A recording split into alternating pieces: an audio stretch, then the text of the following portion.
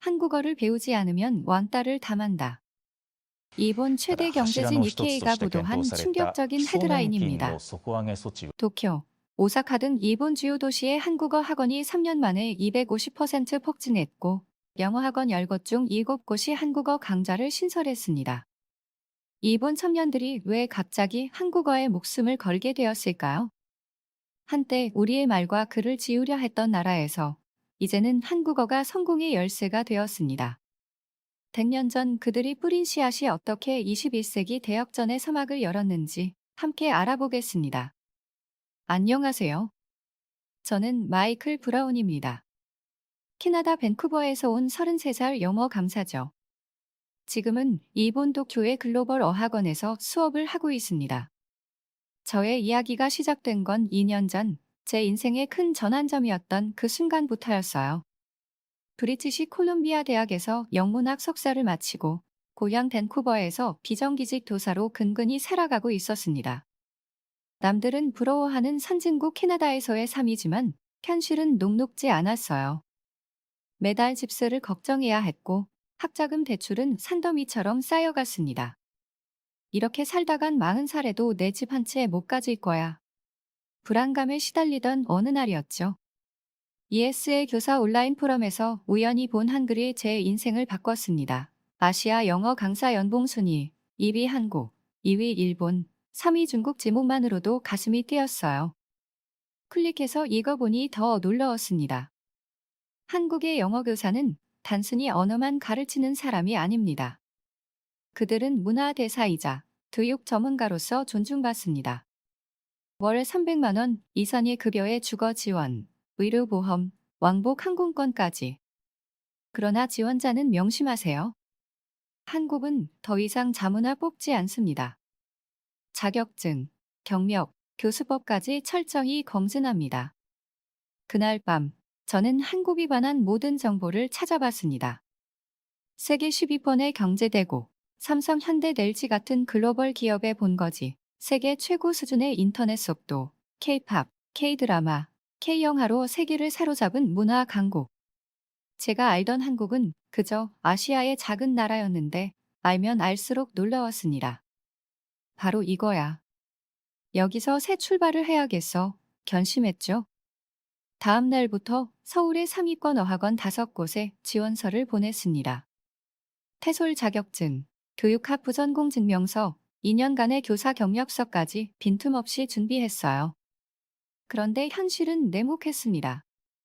첫 타산 인터뷰에서 바로 느꼈어요. 이 사람들 정말 대단하다. 단순한 영어 회화가 아니라 언어학적 지식, 한국 문화에 대한 이해도 다양한 조수법 적용 능력까지 검증했거든요. 심지어 지원자에게 즉석에서 3분짜리 수업 시연을 요구했어요. 브라운 선생님, 지원해 주셔서 감사합니다. 하지만 현재 지원자가 너무 많아서 작년보다 3배나 증가했거든요. 특히 하버드, 옥스퍼드 출신 지원자도 있어서 5군데 모두 거절당했습니다. 충격이었어요. 내가 모자란다고? 캐나다에선 그래도 인정받는 조사였는데 나중에 알고 보니 서울 주요 어학원의 경쟁률이 무려 21이었다고 해요. 한국은 이제 선택받은 사람들만 들어갈 수 있는 나라가 된 겁니다. 좌절감에 빠져 있을 때 대학 친구 케빈이 손을 내밀었습니다. 마이클, 일본은 어때? 한국만큼은 아니지만 괜찮은 조건이야. 도쿄 글로벌 어학원에 내 지인이 있어? 소개해줄게. 일본은 차선책이었습니다. 준년이요. 하지만 밴쿠버에서 계속 방황하느니 새로운 경험을 해보자는 마음으로 지원했죠. 놀랍게도 단 한 번의 인터뷰로 합격 통보를 받았습니다.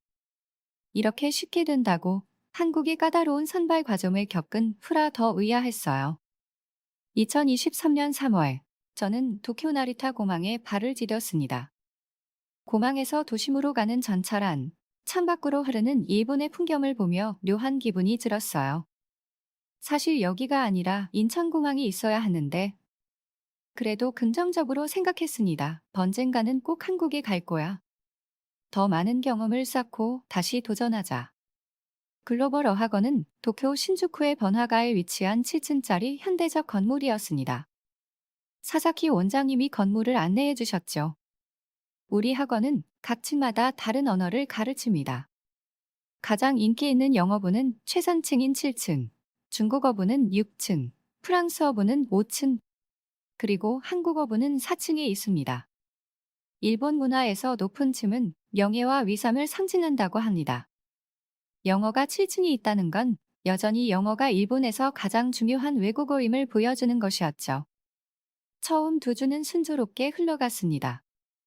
학생들은 전형적인 일본인의 모습이었어요. 조용하고 규칙을 잘 지키고 질문은 거의 없지만 성실하게 수업에 참여했습니다. 교재도 익숙한 ESL 교재였고 커리큘럼도 평범했죠. 이 정도면 적응하는데 문제 없겠다고 생각했어요. 그런데 3번째 주부터 이상한 점을 발견하기 시작했습니다. 제 수업이 있는 시간대에 학생 수가 점점 줄어드는 거예요. 월요일에는 15명이던 학생이 수요일에는 12명, 금요일에는 10명으로 반년, 점심시간에 사층을 지나가면 한국어 강의실은 항상 빈자리가 없었어요. 심지어 복도에서 대기하는 학생들도 있었죠. 호기심에 나카무라 선생님께 물어봤습니다. 4층이 왜 항상 붐비는 거죠? 그의 대답은 충격적이었습니다. 최근 니케이 신문에 한국어 열풍이 일본 취업 시장을 변화시키고 있다는 기사가 났어요. 기사에 따르면 취업 준비생들 사이에서 한국어가 필수 스킬로 자리 잡고 있다고 합니다. 실제로 일본 전역의 한국어 학원이 3년 만에 250% 증가했고, 많은 일본 기업들이 한국어 능력자를 우대하기 시작했어요. 우리 학원만 해도 영어 학원이었는데, 지금은 70%가 한국어 강좌를 열었어요. 그저 금요일, 미유키라는 학생이 수업 후 저에게 다가왔습니다. 선생님, 다음 주부터 못 올 것 같아요. 한국어반으로 옮기려고요. 왜죠? 영어 실력이 많이 늘고 있었는데, 미유키의 대답이 인상적이었습니다. 영어는 기본이고, 이제는 한국어까지 있으면 취업에 큰 도움이 돼요. 도요타의 국제협력부서가 한국 시장 확장을 위해 한국어 능력자를 우대한다고 해서요. 작년에 졸업한 선배는 한국어 토픽 5급으로 소니의 한국 비즈니스 팀에 취직했는데 신입인데도 해외 파견 기회를 받았대요. 순간 머릿속이 복잡해졌습니다. 기본의 상징과도 같은 기업들이 한국어 인재를 찾는다고? 영어보다 더 급하게 이건 단순한 언어 트렌드가 아니었습니다. 뭔가 더 큰 변화가 일본 사회에서 일어나고 있는 겁니다. 그날 저녁 학원 7층 복도를 걷다가 우연히 학생들의 대화를 엿듣게 되었습니다. 너 토픽 몇 급이야? 나 이제 3급 땄어. 근데 LG전자 일본 지사는 4급 이상 돼야 서류 통과된대. 네이버 재팬은 경쟁률이 101이라던데 다음 달에 한국 취업 박람회 있다. 같이 갈래? 이런 대화를 들으며 깨달았습니다. 일본에서 한국은 더 이상 그저 이웃나라가 아니었습니다. 기회의 땅, 선만이 대상이 된 것이었죠. 그리고 2주 후 글로벌 어학원 전체 직원 회의에서 사사키 원장님이 발표한 내용은 저를 더욱 놀라게 했습니다. 지난 분기 신규 등록 현황을 공유하겠습니다. 영어부 등록은 5% 감소했습니다. 반면 한국어부는 무려 65% 증가했습니다. 회의실에 숨죽인 침묵이 감돌았습니다. 원장님은 이어서 말씀하셨어요. 공간이 부족해 주말 특별반까지 개설했지만 대기자가 넘쳐나는 상황입니다. 따라서 학원층 구조를 재배치할 계획입니다. 그 순간 무언가 커다란 변화의 바람이 불어오고 있음을 직감했습니다. 어쩌면 제가 알던 세상의 질서가 바뀌고 있는지도 모른다는 생각이 들었어요. 여름방학이 끝나고 가을 학기가 시작되기 직전 글로벌 어학원 전 직원을 대상으로 비상회의가 소집되었습니다. 회의실에 들어서자마자 긴장된 분위기가 느껴졌어요. 사사키 원장님은 평소보다 더 정장을 차려입고 계셨고 임원진들의 표정은 심각해 보였습니다. 여러분, 오늘은 우리 학원의 새로운 전환점을 알려드리려고 합니다. 원장님은 프로젝터를 켜고 등록 현황 그래프를 보여주셨어요. 지난 3년간의 추이였는데 영어 수강생은 완만하게 감소하는 반면 한국어 수강생은 가파르게 상승하는 곡선이 그려져 있었습니다. 이번 학기부터 학원 구조를 재편성합니다.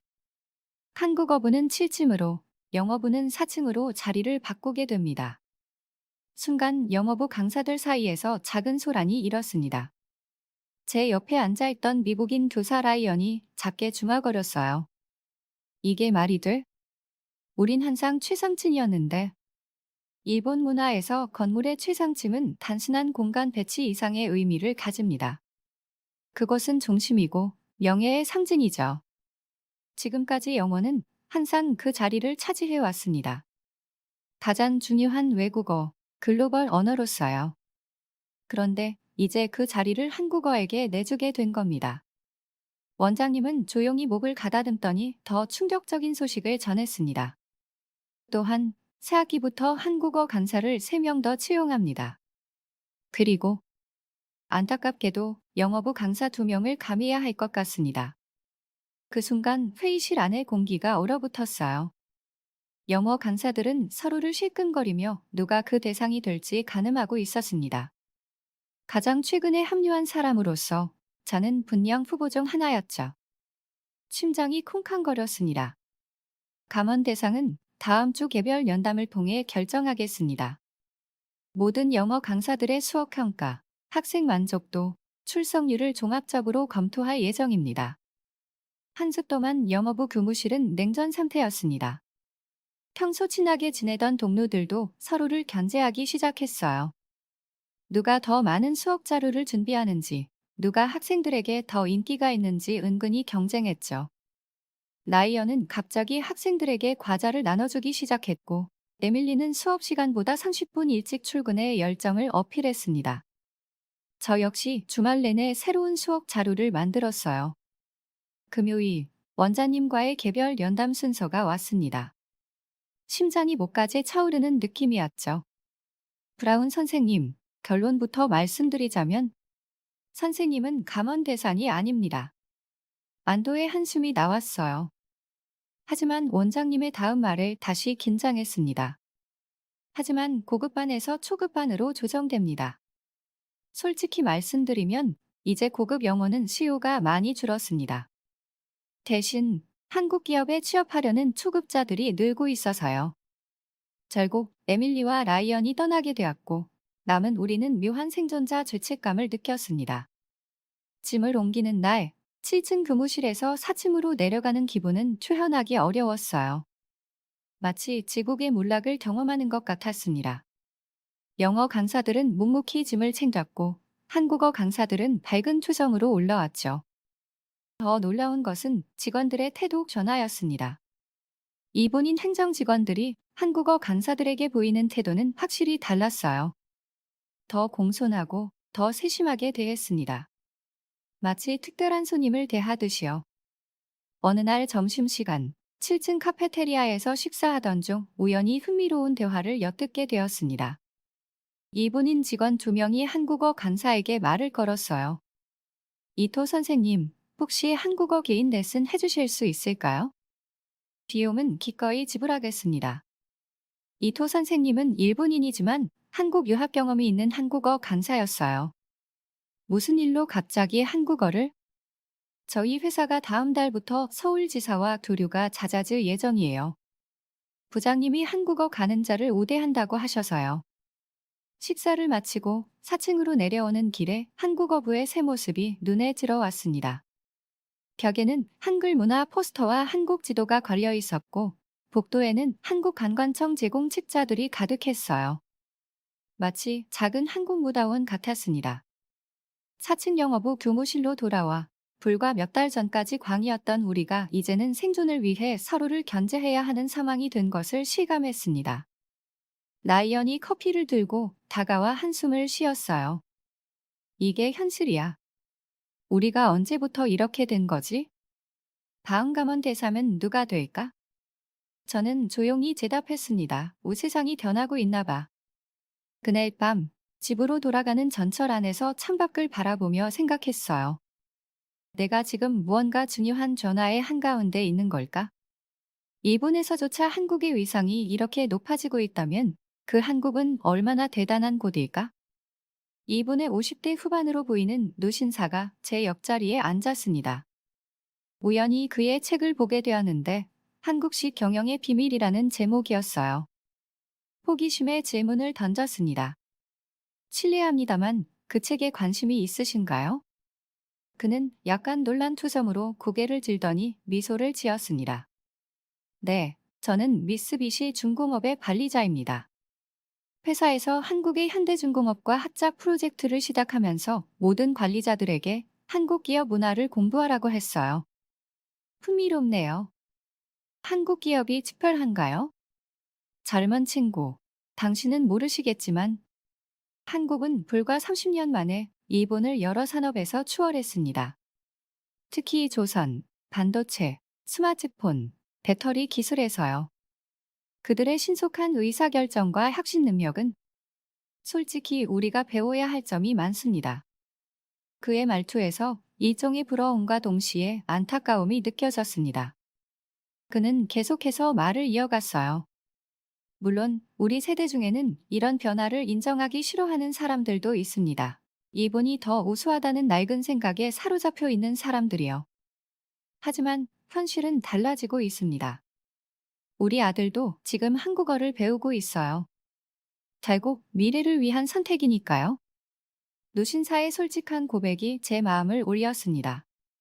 일본과 한국의 관계는 복잡한 역사를 가지고 있습니다. 그럼에도 불구하고 이 노신사처럼 현실을 직시하는 사람들이 변화를 이끌어가고 있는 겁니다. 전철에서 내려 아파트로 향하는 게 문득 제 자신이 매우 작은 존재처럼 느껴졌습니다. 세계의 질서가 바뀌는 역사적인 순간을 목격하고 있는 것 같았거든요. 캐나다에서의 평범한 일상에서는 결코 경험할 수 없었을 거대한 변화의 흐름 속에 서 있는 듯 했습니다. 그리고 깨달았습니다. 제가 한국행을 거절당한 것은 어쩌면 축복이었을지도 모른다고요. 이곳 일본에서 오히려 한국의 진정한 이상을 더 명확하게 볼 수 있게 되었으니까요. 수업이 끝난 후 한 학생이 질문을 하기 위해 다가왔습니다. 미유키라는 이름의 20대 초반 여학생이었어요. 그녀는 평소에도 열심히 공부하는 학생이었지만 최근 들어 수업 집중도가 떨어진 것이 눈에 띄었습니다. 선생님, 죄송해요. 요즘 영어 공부에 집중하기 어려워요. 무슨 일 있나요?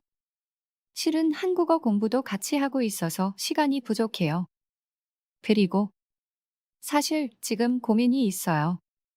미유키는 잠시 망설이다가 말했습니다.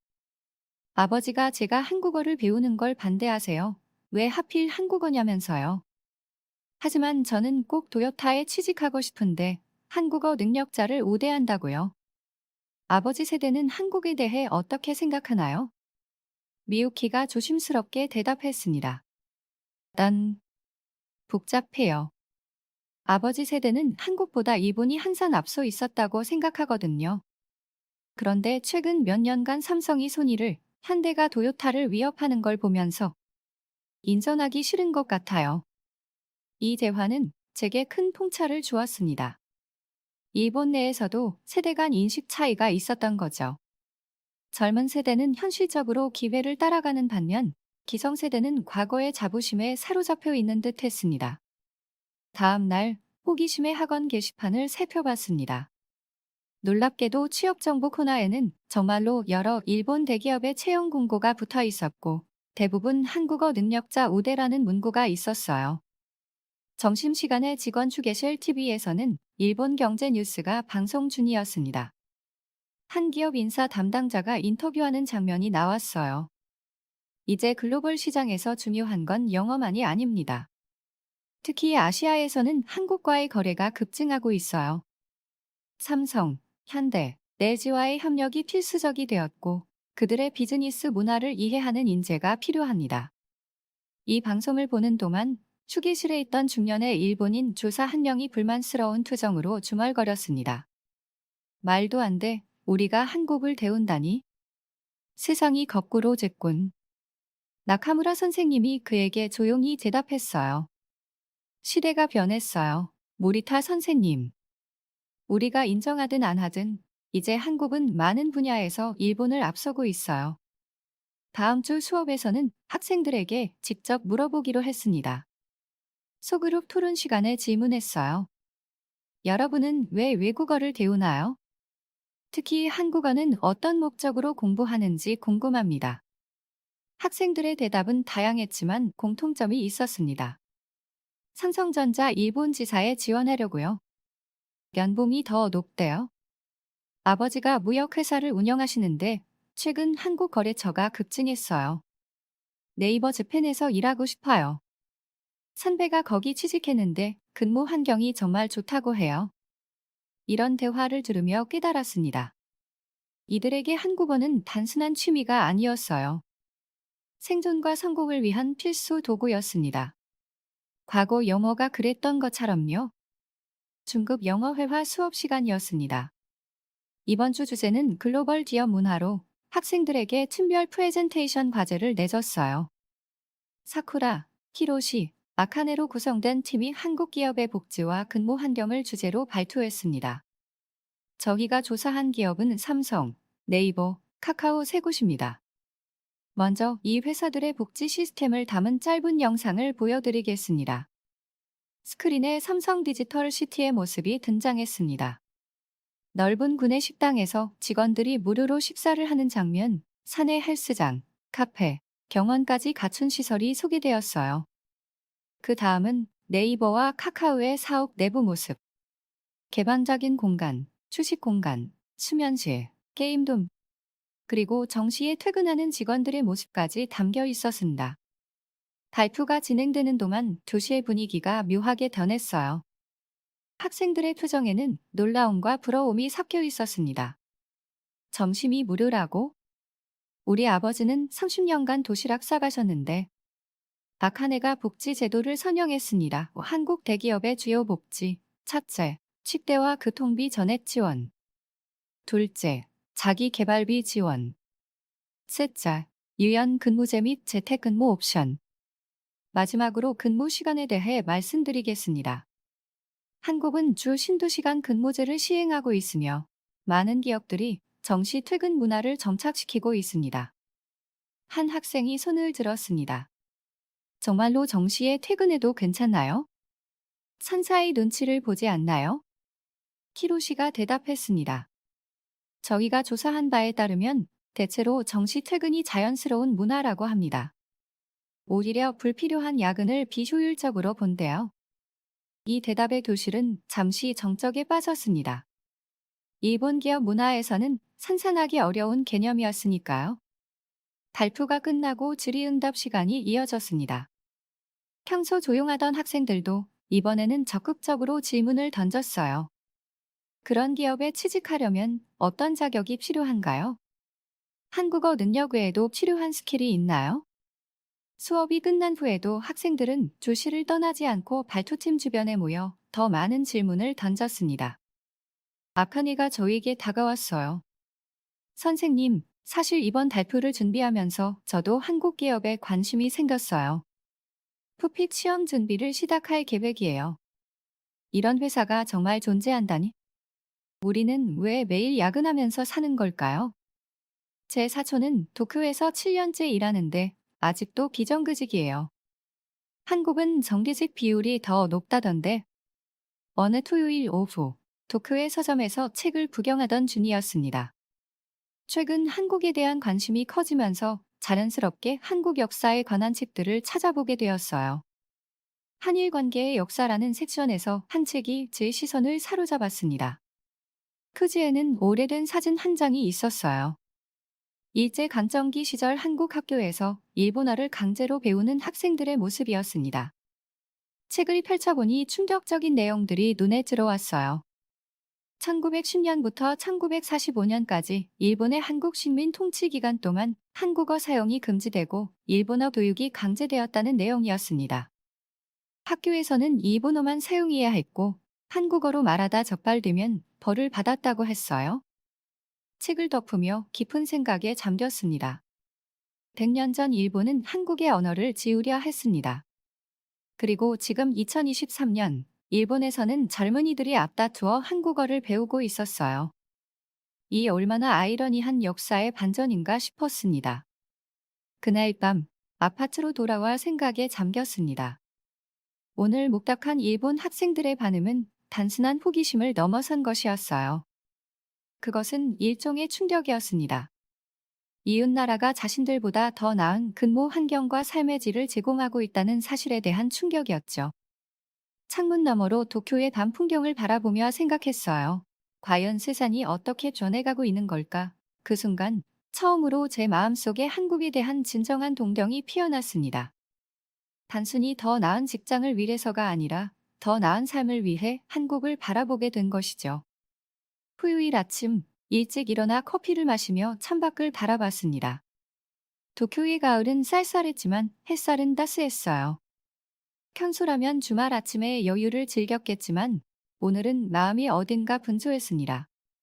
지난 몇 개월간 목격한 일들이 계속 머릿속을 맴돌았어요. 일본에서도 한국어가 이렇게 중요한 언어가 되었다면 한국에서는 어떤 일이 벌어지고 있을까? 충동적으로 노트북을 켜고 서울 생활을 검색했습니다. 블로그, 유튜브 영상, 뉴스 기사들이 쏟아져 나왔어요. 한 외국인의 서울 생활 브이로그가 특히 눈에 띄었습니다. 서울에서의 1년, 왜 나는 돌아가지 않는가? 영상을 클릭하자 캐나다 출신의 30대 남성이 등장했습니다. 그는 처음엔 2년만 한국에서 살겠다고 왔지만 지금은 4년째 머물고 있다고 했어요. 이유를 설명하는 부분에서 저는 깊은 공감을 느꼈습니다. 한국은 모순의 나라예요. 전통과 첨단 기술이 공존하고 치열한 경쟁 속에서도 따뜻한 인간미가 살아있죠. 무엇보다 이곳은 살아있는 느낌이에요. 내일이 변화하고 발전하고 있다는 생동감이 있습니다. 영상을 끄고 창밖을 바라봤습니다. 도쿄의 풍경은 아름답지만 어딘가 정적이었어요. 매일 같은 시간에 똑같은 기차가 지나가고 사람들은 똑같은 루틴을 반복합니다. 안정적이지만 어딘가 생기가 부족하다는 느낌이 들었어요. 서랍을 열어 한국어 기초 교재를 꺼냈습니다. 몇 주 전에 충동적으로 구입했지만 아직 페이지를 넘겨보지도 않았던 책이었죠. 첫 장을 펼치자 한글 자모음표가 눈에 들어왔습니다. 낯설지만 신기하게도 체계적으로 보였어요. 기역, 이은, 디귿, 리에, 미음. 소리내어 읽어보았습니다. 발음이 어색했지만 묘하게 즐거웠어요. 마치 새로운 세계로 들어가는 문을 여는 것 같았습니다. 그날 오후 한국 영화 한 편을 보기로 했습니다. 기생충이었어요. 물론 거의 이해하지 못했지만 한국어의 리듬과 억양이 점점 뒤에 익숙해지는 느낌이었습니다. 월요일 아침 학원으로 출근하는 길에 여러 생각이 교차했습니다. 최근 몇 개월 동안 일본에서 보고 느낀 모든 것들이 저를 한국으로 이끌고 있었어요. 이제는 단순한 호기심이 아니라 진정한 갈망이 되어 있었습니다. 조무실에 도착해 메일을 확인하던 중 영어 교육기관에서 온 뉴스레터가 눈에 띄었습니다. 예전에 지원했던 곳에서 여전히 메일을 보내고 있었어요. 2024년 봄학기 원어민 강사 모집이라는 제목이었습니다. 손가락이 저절로 움직여 내용을 읽어내려 갔습니다. 자격 요건, 급여, 복지 혜택. 모든 것이 2년 전보다 더 좋아져 있었어요. 특히 눈에 띈 것은 한국어 능력 보유자 5대라는 문구였습니다. 이제 한국에서도 영어만으로는 부족하구나. 웃음이 나왔습니다. 세상이 얼마나 빠르게 변하고 있는지 다시 한번 실감했어요. 과거에는 한국인들이 영어를 배웠지만 이제는 영어 강사들도 한국어를 배워야 하는 시대가 된 것이었죠. 결심했습니다. 다음 봄학기에 다시 한국 지원에 도전하기로요.